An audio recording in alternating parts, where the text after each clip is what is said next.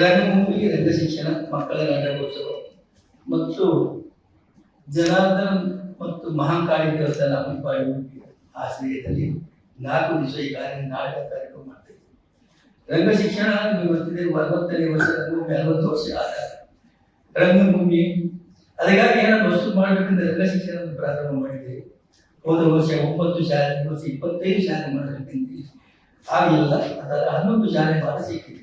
ಈ 11 ಶಾಲೆಯಲ್ಲಿ ಕೂಡ ಈ ವರ್ಷ ಮಳೆ ಮತ್ತು ಟೀಚರ್ನವರಿಗೆ ಸಭೆ ಇದರಿಂದ ಶಾಲೆಗಳಲ್ಲಿ ಮಕ್ಕಳು ಕೊಡ್ಲಿಕ್ಕೆ ಆಗಲಿಲ್ಲ. ನಾವು ಕಲೀಲಿಕ್ಕೆ ತುಂಬಾ ಕಷ್ಟ ಆಗುತ್ತೆ. ಮಳೆ ರಜೆ ಇಲ್ಲ. ಈ ವರ್ಷ 11 ಶಾಲೆ 11 ನಾಟಕವನ್ನು ಮಾಡ್ತಾ ಇದ್ದೇವೆ. ಈ ಯಕ್ಷ ಶಿಕ್ಷಣವನ್ನ ಮತ್ತು ಶಾಲೆಗಳನ್ನು ಪ್ರೋತ್ಸಾಹ ಕೊಟ್ಟಿದ್ದಾರೆ. ಆದರೆ ಇದರೇನು ಹೆಚ್ಚು ಒಂದು 25 ಶಾಲೆ ಮಾಡಿಕೊಂಡು 100-300 ಮಕ್ಕಳಿಗೆ ಯಕ್ಷ ರಂಗಶಿಕ್ಷಣ ಕೊಡಬೇಕೆಂಬುದು ನಮ್ಮ ಉದ್ದೇಶ. ಇದಕ್ಕೆ ನಿಮ್ಮೆಲ್ಲರ ಸಹಕಾರ ಬೇಕು. ಮತ್ತೆ ನಮ್ಮಲ್ಲಿ ಈ ರಂಗಶಿಕ್ಷಣ ಮಕ್ಕಳಿಗೆ ಹೆಚ್ಚು ಪ್ರವೃತ್ತಿ ಬರ್ತದೆ, ಹೆಚ್ಚು ಮನಸ್ಸು ವಿಕಾಸ ಕೊಡ್ತದೆ ಮತ್ತು ಹೆಚ್ಚು ಧೈರ್ಯದಿಂದ ಅವರ ನಿಂತು ಭಾಷಣ ಮಾಡ್ತಾರೆ. ಇದೆಲ್ಲ ನೋಡುವಾಗ ನಮಗೆ ಹೋದ ವರ್ಷ ಆ ಕಾರ್ಯಕ್ರಮ ತುಂಬಾ ಸಂತೋಷ ಬಂದಿದೆ. ಹೆಚ್ಚು ಶಾಲೆ ಮಾಡಬೇಕಂತ ಉದ್ದೇಶವನ್ನು ಹೊಂದಿದ್ದೇವೆ. ಶಾಲೆಯಲ್ಲಿ ಪ್ರಶಾಂತ್ ಉದ್ಯಾವರ ನಮ್ಮ ಬೆಂಗಳೂರಿನ ನಮ್ಮ ಶಂಕರ್ ನಾಗ್ ಅವರ ರಂಗಶಂಕರದಲ್ಲಿ ಟ್ರೈನ್ಡ್ ಆದಂತಹ ಡೈರೆಕ್ಟರ್ ಅವರು, ಬಹಳ ಹೆಸರುವಾಸಿ ಡೈರೆಕ್ಟರ್ ಪ್ರಶಾಂತ್ ಉದ್ಯಾವರ ಅವರು ಪುಷ್ಪರಾಣಿ ನಾಟಕವನ್ನ, ಚಂದ್ರಶೇಖರ್ ಕಂಬರ ಪುಷ್ಪರಾಣಿ ನಾಟಕವನ್ನ ಮಾಡಲಿಕ್ಕಿದ್ದಾರೆ. ಹಾಗೆ ಮಿಲಾಗ್ರಿಸ್ ಕಾಲೇಜ್ ಕಲ್ಯಾಣಪುರ, ಇಲ್ಲಿಗೆ ವಾಸುಮ ಕೊಡಗು, ಒಬ್ಬ ನಿನಾಸಾಮಿನ ಒಬ್ಬ ಹೆಸರಾಂತ ನಿರ್ದೇಶಕರು ವಾಸುಮ ಕೊಡಗು ಅವರು ಕಾಡಿನ ಹಕ್ಕಿ ಬ್ಯಾಟಿಗೆ ಬಂತು ಅನ್ನೋ ನಾಟಕವನ್ನ ಮಾಡ್ತಾ ಇದ್ದಾರೆ. ಹಾಗೆ ವಿದ್ಯೋದಯ ಪಬ್ಲಿಕ್ ಸ್ಕೂಲ್ಗೆ ಅಳಿಲು ಮರಿಯ ಹೊರಡು ಸೇರಿ ಒಂದು ಬಹಳ ಅತ್ಯುತ್ತಮವಾದ ನಾಟಕವನ್ನ ದಿವಾಕರ್ ಕಟೀಲ್ ಇವರು ಒಂದು ಹವ್ಯಾಸಿ ನಾಟಕದಲ್ಲಿ ತುಂಬಾ ಎಕ್ಸ್ಪೀರಿಯನ್ಸ್ ನಿರ್ದೇಶಕ ಮತ್ತು ನಟ ಮತ್ತು ಮ್ಯೂಸಿಕ್ ಡೈರೆಕ್ಟರ್, ಇವರು ಈ ನಾಟಕ ಡೈರೆಕ್ಟ್ ಮಾಡ್ತಿದ್ದಾರೆ.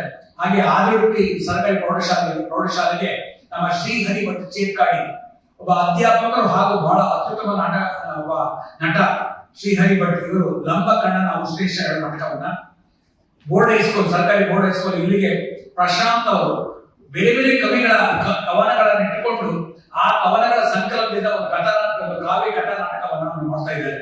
ಹಾಗೆ ಪದವಿ ಪೂರ್ವ ಕಾಲೇಜಿನ ಪ್ರೌಢಶಾಲೆ ನಮ್ಮ MGC ಕಾಲೇಜಿನಿಂದ ರೋಹಿತ್ ಬೈಕಾಡಿ ಇವರು ರಂಗಶಂಕರದಲ್ಲಿ ಟ್ರೈನ್ ಆದಂತ ಡೈರೆಕ್ಟರ್. ನಮ್ಮ ಕುಂದಾಪುರದ ಬಂಡಾರಿದಲ್ಲಿ ರಂಗ ಅಧ್ಯಯನ ಕೇಂದ್ರದಲ್ಲಿ ಅವರು ಅವರು ನಮ್ಮ ಬಹಳಷ್ಟು ಸ್ಪರ್ಧೆಯಲ್ಲಿ ಪ್ರಥಮವನ್ನು ತಗೊಂಡ ನಿರ್ದೇಶಕರು. ಕಾಮನ್ ಸೆನ್ಸ್ ಹೇಳುವ ನಾಟಕವನ್ನು ನಿರ್ದೇಶನ ಮಾಡಿದ್ದಾರೆ.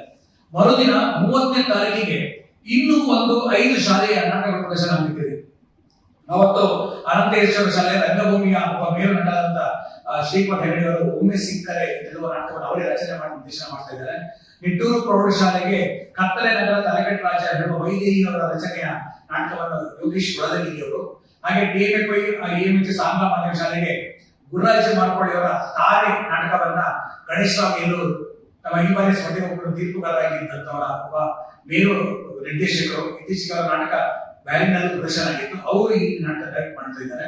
ಸೈನ್ಸ್ ಸಿಸಿಲೀಸ್ ಅಲ್ಲಿ ಭುವನ್ ಮಣಿಪಾಲ ಒಬ್ಬ ವಿನಸಂ ಟ್ರೈನ್ ಡೈರೆಕ್ಟರ್, ಅವರು ಒಂದು ನಾಟಕವನ್ನ ಅಳಿಲು ರಾಮಾಯಣ ನಾಟಕವನ್ನು ಡೈರೆಕ್ಟ್ ಮಾಡ್ತಿದ್ದಾರೆ.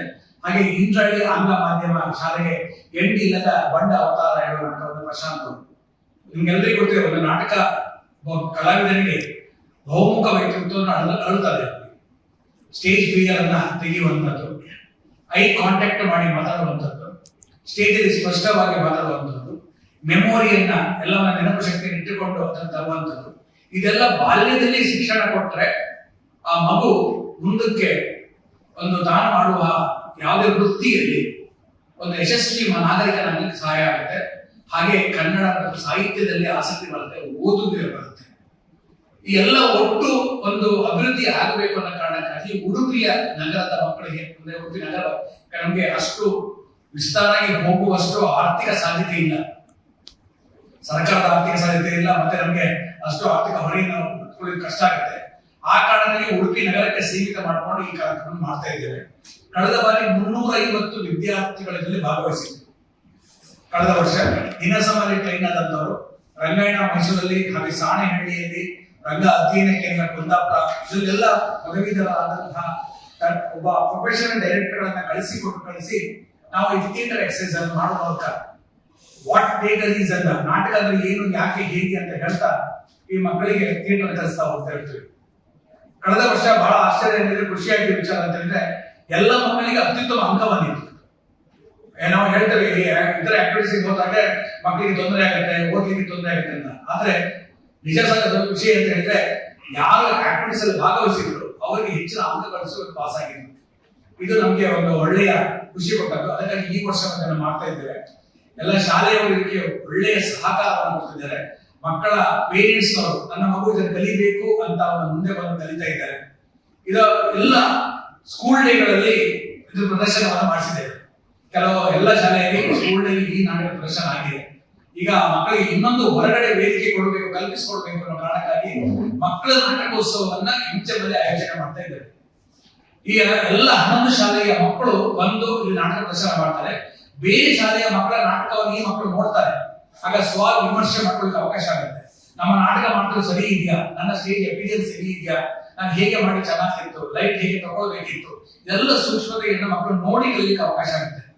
ಇಲ್ಲ ಮಕ್ಕಳಲ್ಲಿ ಇತ್ತೀಚೆಗೆ ನಾಟಕದಿಂದ ಹೊರಗೆ ಹೋಗ್ತಾರೆ, ಅವ್ರಿಗೆ ಸ್ಟೇಜ್ ನ ಗೊತ್ತಿಲ್ಲ. ಈ ಕಾರಣಕ್ಕಾಗಿ ಈ ನಾಟಕೋತ್ಸವನ್ನ ಮಾಡ್ತಾ ಇದ್ದೇವೆ.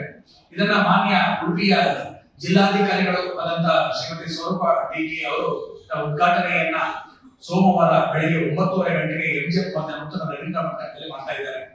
ಅವತ್ತು ನಮ್ಮ ಜೊತೆಗೆ ಉಡುಪಿಯ ಹಿರಿಯ ಉದ್ಯಮಿಗಳಾದ ಭುವನೇಂದ್ರ ಕಿಗಿರು ಹೋಟೆಲ್ಸ್ ಮಾಲಕರಾದ ಭುವನೇಂದ್ರ ಕಿಗಿರು ಅವರು, ಹಾಗೆ ನಮ್ಮ ಮಣಿಪಾಲದ HPL ಸಮೂಹ ಸಂಸ್ಥೆಗಳ ಅಧ್ಯಕ್ಷರಾದ ಹರಿಪ್ರಸಾದ್ ರೈ ಅವರು ಇದ್ರ ಜೊತೆಗೆ ನಮ್ಮ ಜೊತೆಗೆ ಭಾಗವಹಿಸಿದ್ದಾರೆ.